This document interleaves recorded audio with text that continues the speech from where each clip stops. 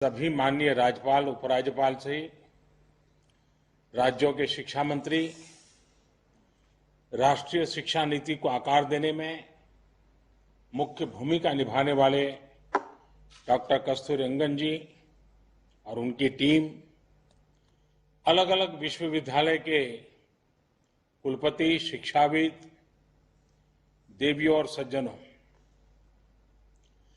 सर्वप्रथम मैं माननीय राष्ट्रपति जी का आभार व्यक्त करता हूं। राष्ट्रीय शिक्षा नीति के संदर्भ में ये आयोजन बहुत ही प्रासंगिक है, बहुत महत्वपूर्ण है। शिक्षा जगत का सैकड़ों वर्षों का अनुभव एक साथ यहां एकत्रित है। मैं सभी का स्वागत करता हूं, अभिनंदन करता हूं। मान्यवर, देश की एस्पिरेशंस को पूरा करने का बहुत महत्वपूर्ण माध्यम शिक्षा नीति और शिक्षा व्यवस्था होती है। शिक्षा व्यवस्था की जिम्मेदारी से केंद्र सरकार, राज्य सरकार, स्थानीय निकाय सभी जुड़े होते हैं। लेकिन ये भी सही है कि शिक्षा नीति में सरकार, उसका दखल, उसका प्रभाव कम से कम होना चाहिए। शिक्षा नीति से जितना शिक्षक जुड़े होंगे, अभिभावक जुड़े होंगे, छात्र छात्राएं जुड़े होंगे, उतना ही उसकी प्रासंगिकता और व्यापकता दोनों ही बढ़ती है। राष्ट्रीय शिक्षा नीति पर 4-5 साल उसके पूर्व यह काम शुरू हुआ था। देश के लाखों लाख लोगों ने, शहर में रहने वाले लोगों ने, गांव में रहने वाले लोगों ने, शिक्षा क्षेत्र से जुड़े अनुभवी लोगों ने इसके लिए अपना फीडबैक दिया था, अपने सुझाव दिए थे। शिक्षा नीति का जो ड्राफ्ट तैयार हुआ था, उसके अलग अलग पॉइंट्स पर भी 2 लाख से अधिक लोगों ने अपने सुझाव दिए थे। यानी अभिभावक, छात्र छात्राएं, शिक्षाविद, शिक्षक, शिक्षा प्रबंधक, प्रोफेशनल्स, सभी ने इसके निर्माण में अपना योगदान दिया है। इतना गहरा, इतना व्यापक, इतना विविधताओं से भरा हुआ मंथन के बाद अब ये जो अमृत निकला है, इसलिए ही अब हर ओर राष्ट्रीय शिक्षा नीति का स्वागत हो रहा है। गांव में कोई शिक्षक हो या फिर बड़े बड़े शिक्षाविद, सबको राष्ट्रीय शिक्षा नीति अपनी शिक्षा नीति लग रही है। सभी के मन में एक भावना है कि पहले की शिक्षा नीति में यही सुधार तो मैं होते हुए देखना चाहता था। ये एक बहुत बड़ी वजह है कि राष्ट्रीय शिक्षा नीति की स्वीकारता की एक्सेप्टेंस का मूल कारण यही है। शिक्षा नीति क्या हो, कैसी हो, उसका स्वरूप क्या हो, ये तय करने के बाद अब देश एक स्टेप और आगे बढ़ा है। अब पूरे देश में राष्ट्रीय शिक्षा नीति को लेकर, उसके इम्प्लीमेंटेशन को लेकर व्यापक विचार विमर्श हो रहा है, संवाद हो रहा है।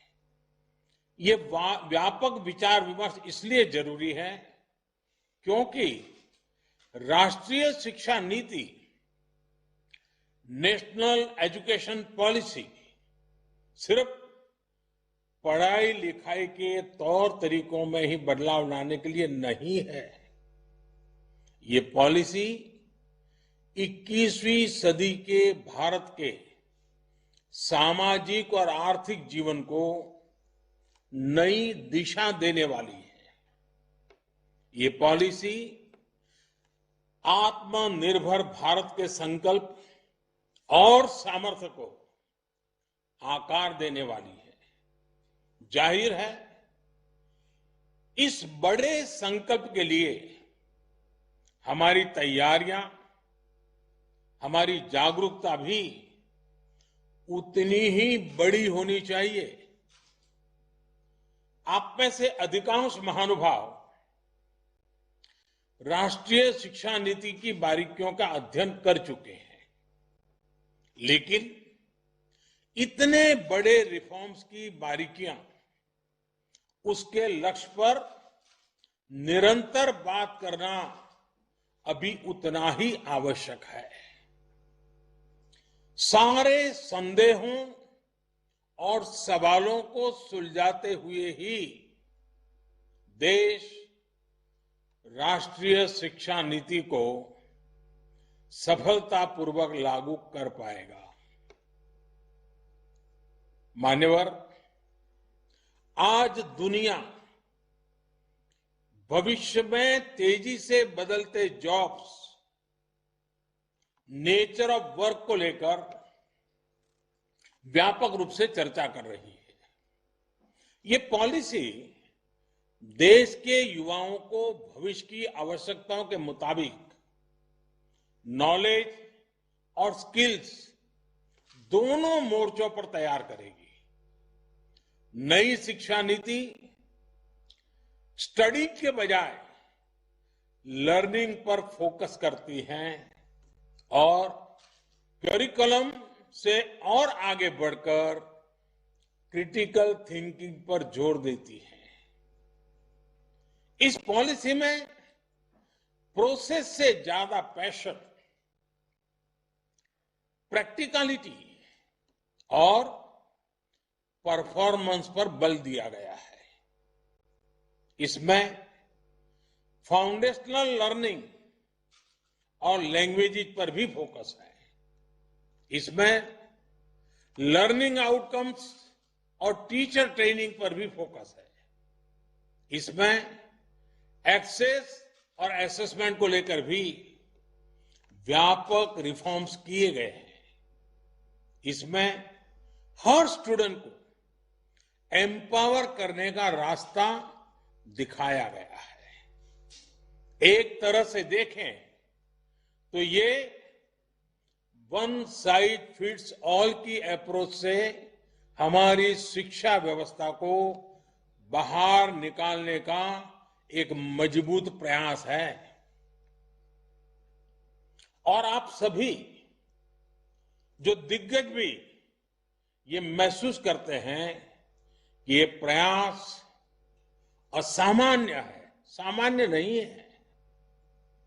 बीते दशकों से हमारे एजुकेशन सिस्टम में जो भी कमियां हमें दिखती थी, जो भी समस्याएं हमको लगती थी, उनको दूर करने के लिए विस्तार से इस पॉलिसी में चर्चा की गई है। अब जैसे लंबे समय से ये बातें उठती रही हैं कि हमारे बच्चे बैग और बोर्ड एग्जाम के बोझ तले, परिवार और समाज के दबाव तले दिनों दिन दबे जा रहे हैं। इस पॉलिसी में इस समस्या को प्रभावी तरीके से एड्रेस किया गया है। हमारे यहां तो कहा भी जाता है कि सा विद्याया विमुक्तये, यानी नॉलेज वही है जो हमारे माइंड को लिबरेट करे, जब फाउंडेशनल स्टेज पर ही बच्चों को उनके कल्चर, भाषा, परंपरा से जोड़ा जाएगा तो शिक्षा अपने आप ही प्रभावी होगी, सहज होगी और बाल मन उससे खुद को जुड़ा हुआ पाएगा। नेशनल एजुकेशन पॉलिसी में हमारे सही मायने में बिना दबाव के, बिना अभाव के और बिना प्रभाव के सीखने के लोकतांत्रिक मूल्यों को हमारी शिक्षा व्यवस्था का हिस्सा बनाया गया है। जैसे स्ट्रीम्स को लेकर जो बच्चों पर दबाव रहता था, वो अब हटा दिया गया है। अब हमारे युवा अपने इंटरेस्ट, अपने एप्टीट्यूड के हिसाब से पढ़ाई कर सकेंगे। वरना पहले होता यह था कि दबाव के कारण विद्यार्थी अपनी क्षमता के बाहर की कोई और ही स्ट्रीम चुन लेते थे और जब तक उनको रियलाइज होता था तब तक बहुत देर हो जाती थी। परिणाम यह होता था कि या तो विद्यार्थी थक हार कर ड्रॉप कर लेता था या फिर जैसे तैसे अपना गुजारा कर लेता था, समय बिताता था। इससे किस प्रकार की समस्याएं हमारे देश में पैदा होती रही हैं, ये कितनी समस्याओं की जड़ है, मैं समझता हूं मुझसे ज्यादा आप लोग जानते हैं, भली भांति जानते हैं। राष्ट्रीय शिक्षा नीति में ऐसी समस्याओं का समाधान तो है ही। एकेडमिक बैंक ऑफ क्रेडिट से भी छात्रों को बहुत लाभ होगा। मान्यवर, आत्मनिर्भर भारत बनाने के लिए युवाओं का स्किलफुल होना बहुत ही जरूरी है। छोटी उम्र से ही वोकेशनल एक्सपोजर मिलने से हमारा यूथ भविष्य के लिए बेहतर तरीके से तैयार होगा। प्रैक्टिकल लर्निंग से हमारे युवा साथियों की एम्प्लॉयबिलिटी देश में तो बढ़ेगी ही, ग्लोबल जॉब मार्केट में भी हमारी हिस्सेदारी ज्यादा होगी। हमारे यहां कहा गया है, आनो भद्राः क्रतवो यंतु विश्वतः, यानी अच्छे विचार जिस दिशा से भी आए उनको ग्रहण करना चाहिए। भारत तो प्राचीन काल से नॉलेज का एक ग्लोबल सेंटर रहा है।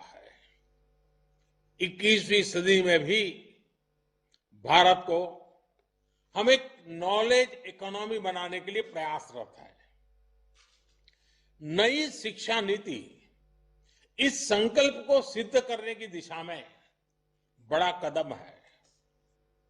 नई राष्ट्रीय शिक्षा नीति ने ब्रेन ड्रेन को टैकल करने के लिए और सामान्य से सामान्य परिवारों के युवाओं के लिए भी बेस्ट इंटरनेशनल इंस्टीट्यूशन के कैंपस भारत में स्थापित करने का रास्ता खोला है।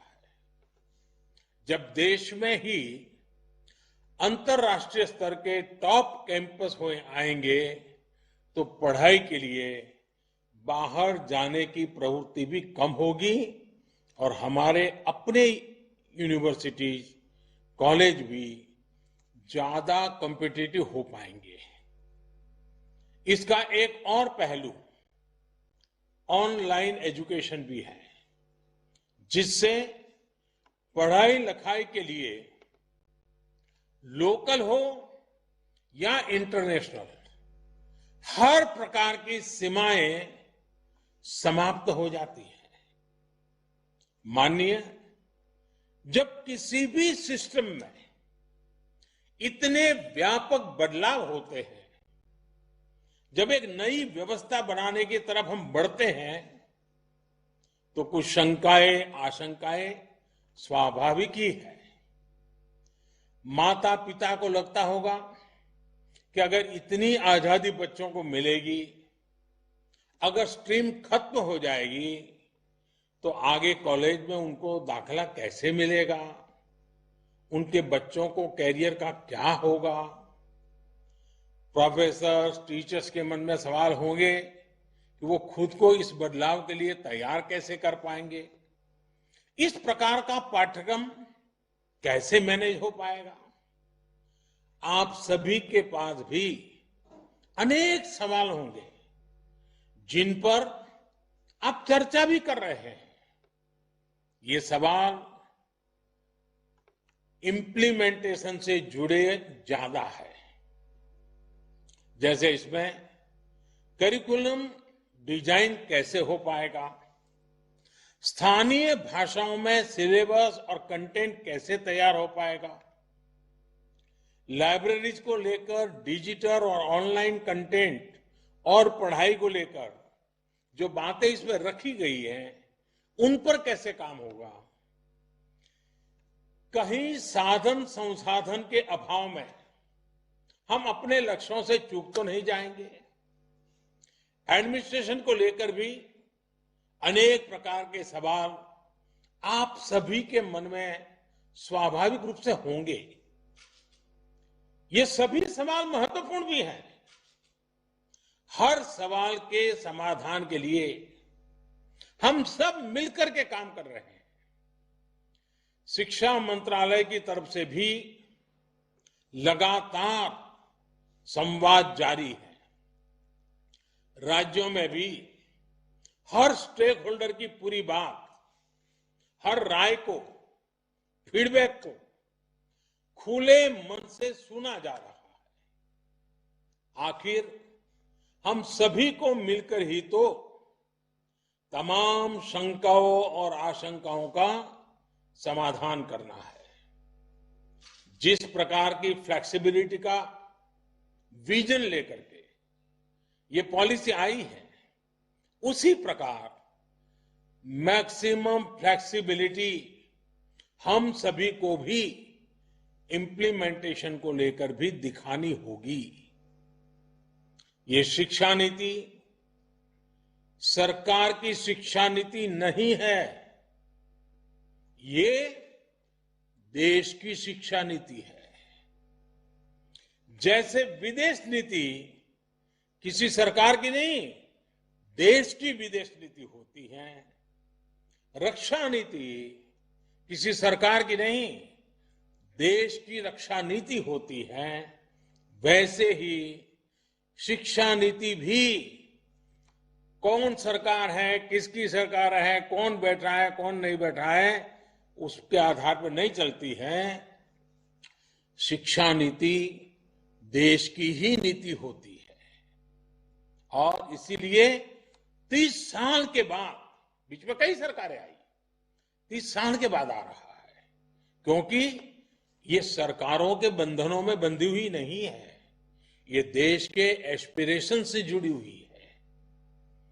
माननीय राष्ट्रीय शिक्षा नीति में तेजी से बदलते हुए समय को देखते हुए, भविष्य को ध्यान में रखते हुए व्यापक प्रावधान किए गए हैं। जैसे जैसे टेक्नोलॉजी का विस्तार गांव-गांव तक हो रहा है, देश के गरीब से गरीब को, हर वंचित पिछड़े आदिवासी तक आधुनिक टेक्नोलॉजी पहुंचती जा रही है। वैसे वैसे इंफॉर्मेशन और नॉलेज तक का एक्सेस भी बढ़ रहा है। आज मैं देखता हूं कि वीडियो ब्लॉग के माध्यम से, वीडियो स्ट्रीमिंग साइट्स पर अनेक युवा साथी ऐसे ऐसे चैनल चला रहे हैं, हर विषय की ऐसी बेहतरीन कोचिंग उपलब्ध करा रहे हैं जिसके बारे में पहले गरीब घर का बालक या बालिका सोच भी नहीं सकते थे। टेक्नोलॉजी तक होने वाली इस पहुंच से क्षेत्रीय और सामाजिक असंतुलन की एक बहुत बड़ी समस्या तेजी से कम होती जा रही है। हमारी जिम्मेदारी ये है कि हम हर यूनिवर्सिटी, हर कॉलेज में टेक्नोलॉजिकल सॉल्यूशंस को ज्यादा प्रमोट करें।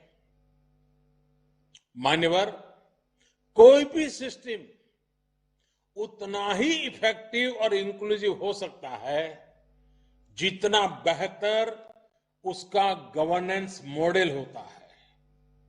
यही सोच एजुकेशन से जुड़ी गवर्नेंस को लेकर भी ये पॉलिसी रिफ्लेक्ट करती है। कोशिश ये की जा रही है कि हायर एजुकेशन के हर पहलू, चाहे एकेडमिक हो, टेक्निकल हो, वोकेशनल हो, हर प्रकार की शिक्षा को साइलो से बाहर निकाला जाए। एडमिनिस्ट्रेटिव लेयर्स को कम से कम रखा जाए, उनमें अधिक समन्वय हो। ये प्रयास भी पॉलिसी के माध्यम से किया गया है। हायर एजुकेशन के रेगुलेशन को भी इस पॉलिसी के जरिए और सिंप्लीफाई और स्ट्रीमलाइन किया जाएगा। ग्रेडेड ऑटोनॉमी के कंसेप्ट के पीछे भी कोशिश यही है कि हर कॉलेज, हर यूनिवर्सिटी के बीच हेल्दी कंपटीशन को एनकरेज किया जाए और जो संस्थान बेहतर परफॉर्म करते हैं उनको रिवॉर्ड किया जाए।